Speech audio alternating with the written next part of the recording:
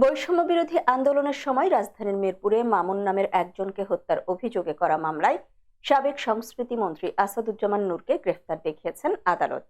রোববার ঢাকার অতিরিক্ত chief metropolitan magistrate Mohammad Mahbubul হকের আদালত শুনানি শেষে তাকে গ্রেফতার দেখান।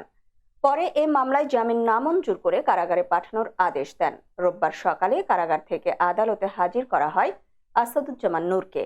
এরপর মামলার তদন্তকারী কর্মকর্তা ও মিরপুর মডেল থানার উপপরিদর্শক আব্দুর রহমান তাকে গ্রেফতার দেখানোর আবেদন করেন।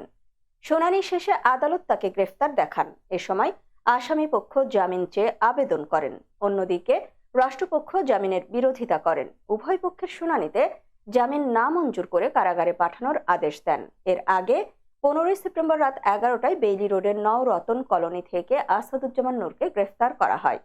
পরদিন 16 সেপ্টেম্বর হোটেল কর্মচারী মোহাম্মদ সিয়াম সর্দারকে গুলি করে হত্যার অভিযোগে মিরপুর মডেল থানার মামলায় গ্রেফতার দেখিয়ে আদালতে হাজির করা হয়। এরপর ঢাকার মেট্রোপলিটন ম্যাজিস্ট্রেট মোশাররফ হোসেনের আদালত শুনানি শেষে তার জামিন নামঞ্জুর করে কারাগারে পাঠানোর আদেশ দেন।